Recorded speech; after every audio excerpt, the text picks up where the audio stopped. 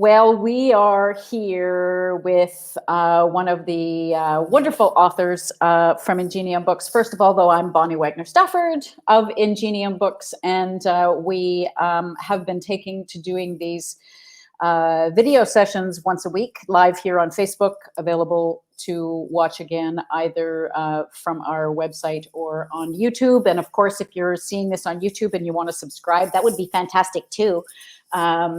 Anyway, we like to talk about things that are of interest to readers of nonfiction and authors of nonfiction, whether you're a wannabe author or maybe you've published a book, but nonfiction is near and dear to our hearts at Ingenium Books. We focus on helping authors write and publish and market their nonfiction. So bringing us to today, we have Gwyn Teatro with us, who is the author of In the Thick of It. Gwyn, will you hold your book up while I'm talking about you?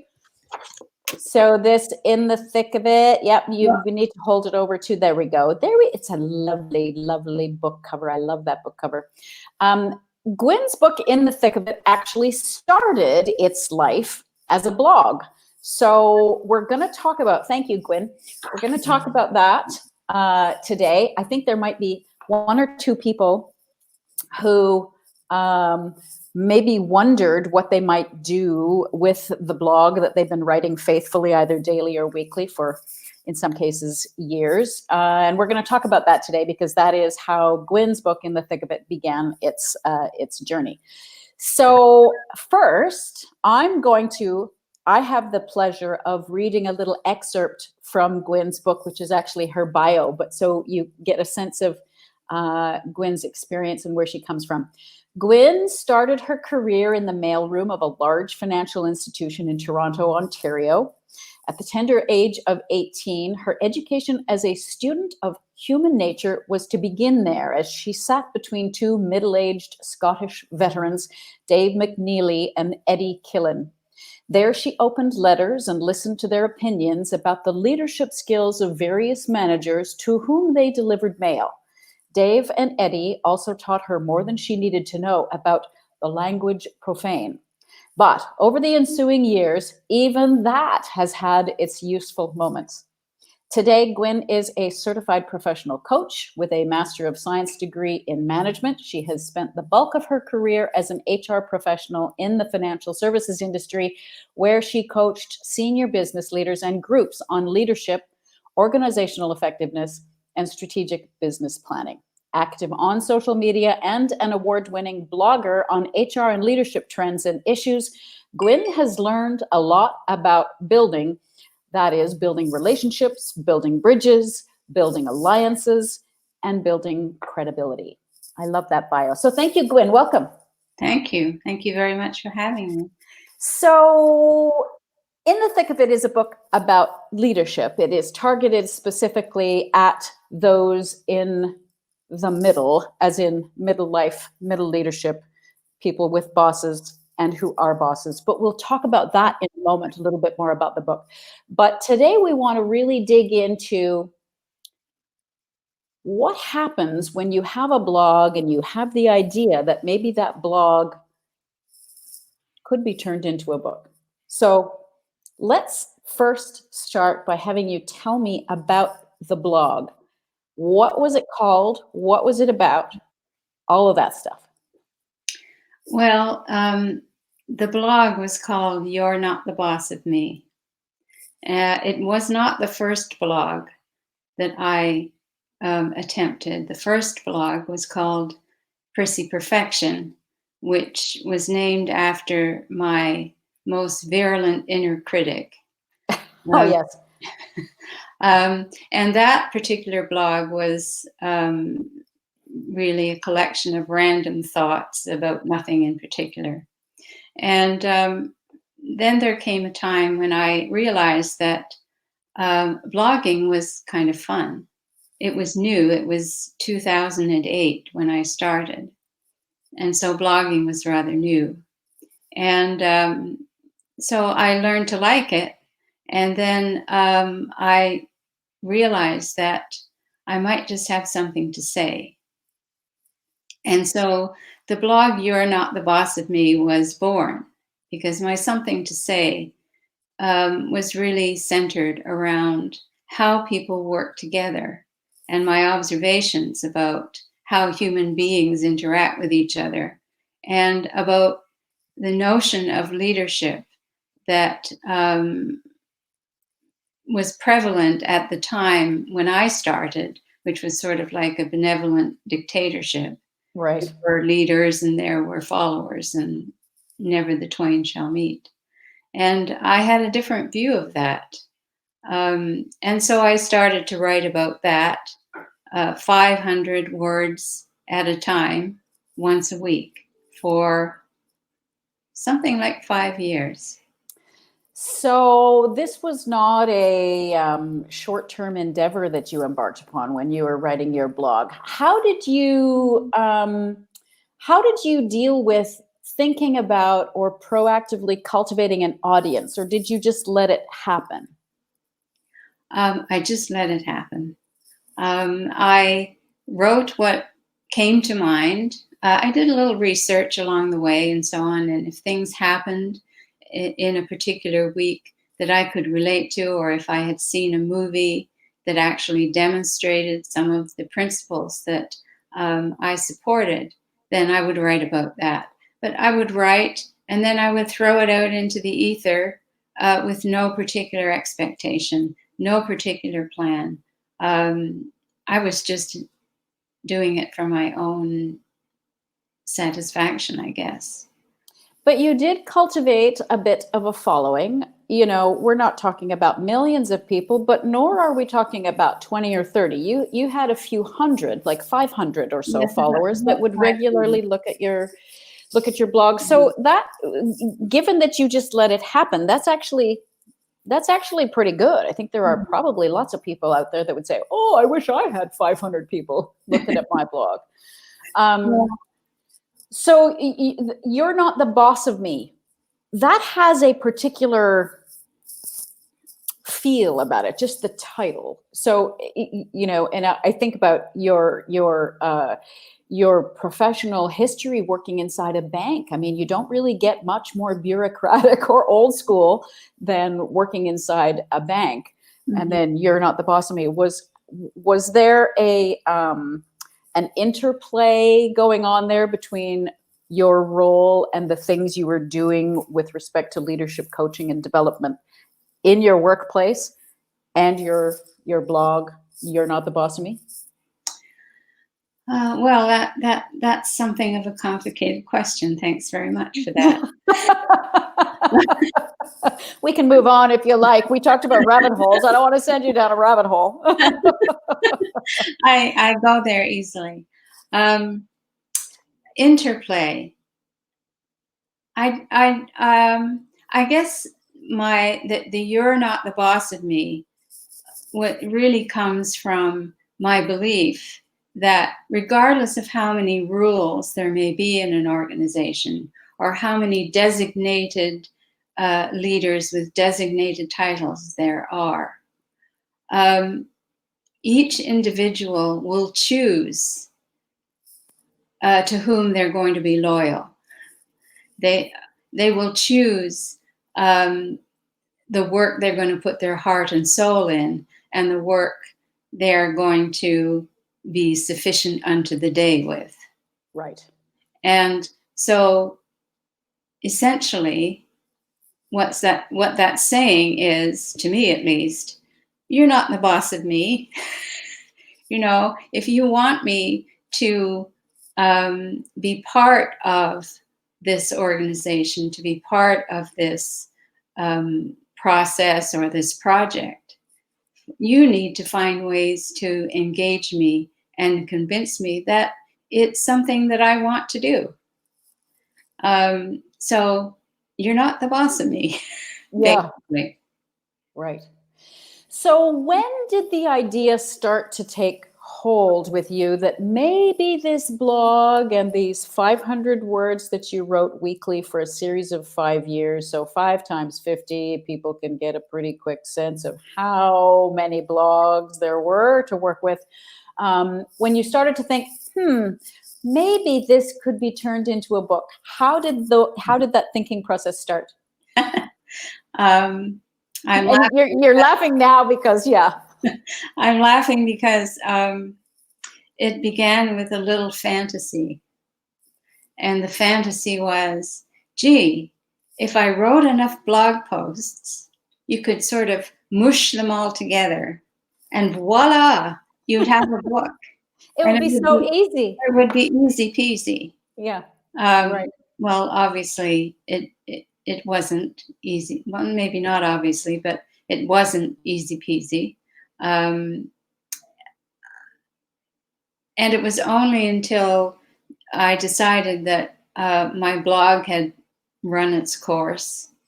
I had run out of things to say, or at least I thought I had, that I put my computer away and said, thank you very much. I've said all I need to say here, and I'm moving on. It was only then that the stars collided and I kind of met you and John, and the idea of developing a book was very intriguing to me, because there were people who, in their comments and so on, said, well, okay, when are you going to do a book now? And it occurred to me that some of the posts in the blog continued to have use, continued to be of value to some people. And I thought it might be worthwhile to collect those and to put them out into the market and see, even to preserve some of the things that people found useful in a way. That's what I'm saying.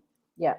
So let's talk about the process. So you had this fantasy about we would smush them together and turn all these blogs into a book. What actually happened? No smushing. There was no smushing. No.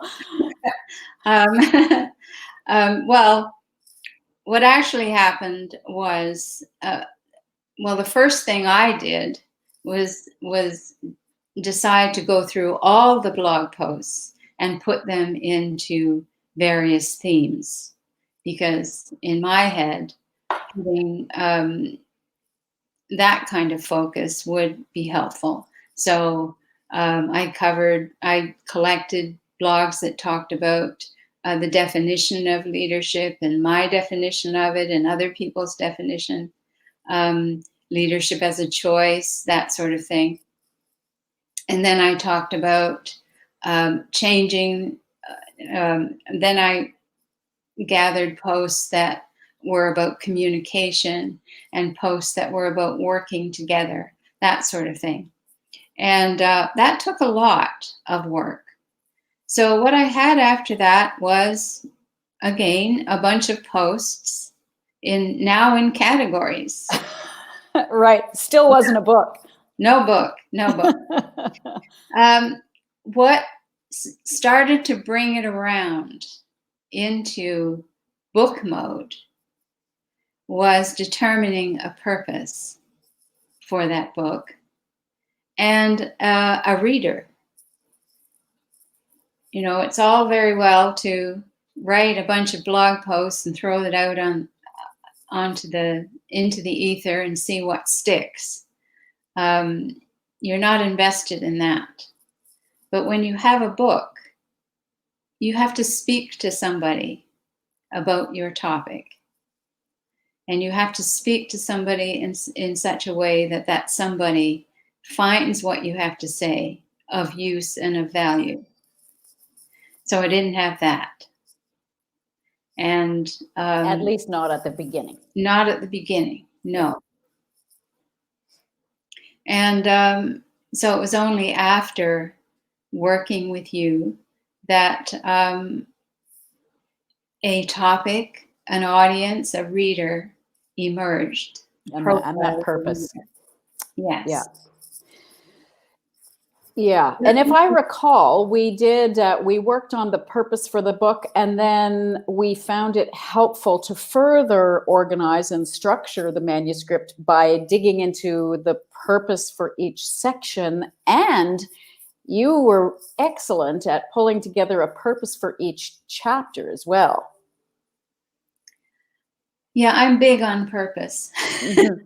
Yeah, which makes sense for a book about leadership and to help people with leadership. What role did that play for you? Thinking about the purpose of each chapter, how did that help you then write the content into the book form for each chapter? The purpose for the book is one thing, but you drilled it down each Right. level. So for each chapter, before beginning, I tried to decide what I wanted the reader to get from that particular chapter, and formulated some questions at the end so that they might drill down themselves in terms of what they read and how they think about what they read, Mm-hmm. and how they would take what they read and apply it in their own lives. And so the reader became almost a character in my head. This is the person I'm talking to, and I would talk to that person. I'm hoping that there are a lot more persons out there. Right, exactly. Yes, but for this particular part of the exercise, I would write to that person. Mm-hmm. And imagine that person being in the situations that I describe, using the tools that I offered, and finding them valuable, basically. Yeah. So you're talking about speaking as you're writing to a particular person, which is, it's one of the things that we encourage our authors to do. And in our view, it makes things much both easier, but results in a better experience for the author and for the reader. But before we go too much further, so we've been talking, the book is about leadership, and it started from the blog, You're Not the Boss of Me. And I mentioned at the beginning that In the Thick of It is the book title, and that the reader that you identified is a person in a mid-career with a boss. Yes. That is also a boss, and in midlife. So you have this picture in your head of who you're writing to.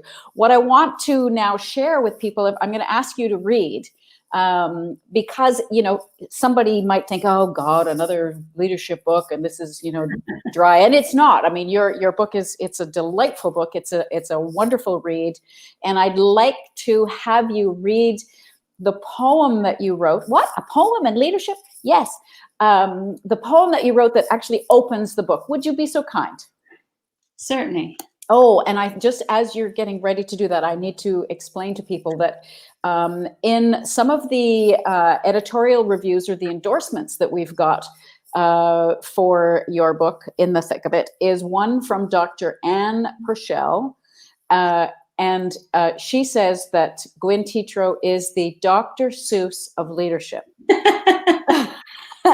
Which is fantastic. I love that. But this might be why that she says that. So, all right, if you're ready, when you're ready. Right. Well, I started with this poem because it actually captures my vision for the ideal organization. It's something that one never attains, but one can strive for. Right. And I call it If I Ran the Zoo. And those who are familiar with Dr. Seuss know that he also wrote a book called If I Ran the Zoo. So my poem is entitled If I Ran the Zoo, with apologies to Dr. Seuss. And here it is. If I ran the zoo, I'd begin with the view that my organization includes you and you. All manner of folk, both women and men, all shapes and sizes, all cultures. And then I'd paint a big picture up there on the wall, a picture so clear it would dazzle, enthrall all those wonderful folk with their heads full of notions, who want to commit with their hearts and emotions.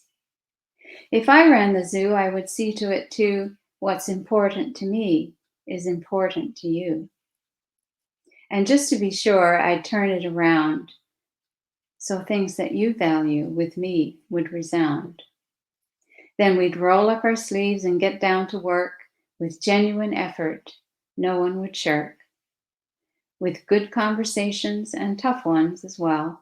There'd be no need to shout or to curse or to yell. If I ran the zoo, there'd be elephants too, but not in the room. 'Cause between me and you, a room with an elephant's crowded, I think, and after a while the room starts to stink. And speaking of animals, there'd be octopi with tentacles reaching way up to the sky, crossing all kinds of boundaries and silos and such, to change for the better the world we all touch. If I ran the zoo, I would hire people who would focus on making our customers too feel glad that they know us and want to come back. And we'd work to make sure there'd be nothing they'd lack. We'd be curious too, us folks in this zoo. We'd want to be knowing the why, what, and who of what happens around us and how it takes place. 'Cause change is a creature we have to embrace. So that's what I'd do if I ran the zoo. There's more, but I'll turn it over to you. With blank sheet of paper and pen in the ink, tell me, how would you do it? What do you think? And that's it. It's lovely. I love that. I love that. And the turning it over and the asking, what do you think, is a signature line that you ended each of your blogs with.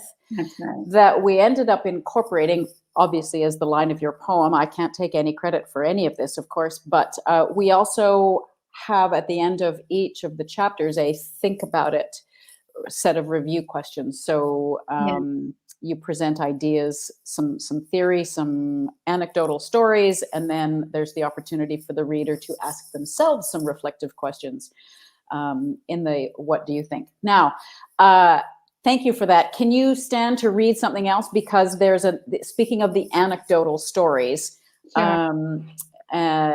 the If I Ran the Zoo, with apologies to Dr. Seuss poem, is one example of the delightful writing that's in the book. And throughout, I know I found myself chuckling at a number of spots as you had your tongue planted firmly in your cheek, or not. In the cases of some of the stories that are not tongue-in-cheek at all, they're very, very, very true, but humorous nevertheless. So there is another story that I know you're ready to read. If you're ready, I'd love to hear it. Sure. And where's it from? What's the context of the chapter? This story comes out of chapter 1, which is about our choice to lead, and about the things that get in the way of our thinking that we can, that it is a choice. And one of the things that, or some of the things that get in the way, are the assumptions we make about what people see in us, what people expect of us, etc. One of those assumptions is that as a leader, we assume that people will only see what we want them to see. And it is a pretty big assumption. Right. And so that particular piece goes like this. There is a belief among some leaders that people will only pick up and emulate the behaviors they want others to adopt. But here's the thing. No matter who you are, as long as you're alive, someone will be looking to you for an example of how to behave in certain circumstances. Even if you have never been placed in a formal leadership role, you influence those around you simply by being there. And being human, you are not always going to act in exemplary fashion. Witness the time when I was invited to attend a luncheon in the head office executive dining room of the bank. Very posh. This was a hallowed place where only top executives and their guests were allowed. Portraits of past important bank presidents and chairmen adorned the oak paneled walls. They stared coldly down from their lofty places, as if auditing the manners of those who sat around the table. I knew this place existed, but had never before seen it. Needless to say, the invitation came as a surprise. After all, I was a junior personnel assistant. How had this come about? The purpose of the luncheon was to entertain a party of Chinese students. On meeting them, I began to realize why I might have been chosen to participate. The students were all rather small, and I, also being rather small, seemed to be the only bank representative who could look them straight in the eye without having to sit down. The dining room looked lovely, wall-mounted imperious past presidents notwithstanding. The table was set with the finest china and the crystal glassware, and adorned with several simple and pretty flower arrangements. The students were polite, to the point of being deferential. They wore the uniform required of the then Chinese Communist regime, and were doing their best to converse using the little English they knew. It was decidedly better than the zero Mandarin any of us knew, so it's safe to say it wasn't the most comfortable setting for them. And I wasn't exactly in my element either. Nonetheless, we managed to get along quite well without either causing or being the source of embarrassment. So far, so good. Then we were invited to sit down. On doing so, my diminutive companions and I discovered that the table was quite high, and the chairs, in contrast, quite low. In spite of this, we managed well enough until we were served dessert. There were fresh strawberries arranged in tall, stemmed glasses, rimmed with sugar. It didn't take long for me to discover that if I actually wanted to eat my dessert, I would have to stand up. The lunch companions seemed to be in the same predicament, and yet the draw of the delicious strawberries was very great. And so, at what I considered to be a strategic moment, I took up my spoon, stood up very quickly, popped a strawberry into my mouth, and sat down just as quickly to chew and swallow it. Very shortly thereafter, my new companions followed my lead. Soon, all the small humans around the table were popping up and down until together we looked as though we were moving to the beat of an oompa band. I was never invited to eat in the executive dining room again. To be honest, I'm not sure I would have done things differently in this case, because leadership as a way of being asks you to be you, and not an imagined or expected version of you. Sometimes you will set an example you didn't intend. You will make mistakes.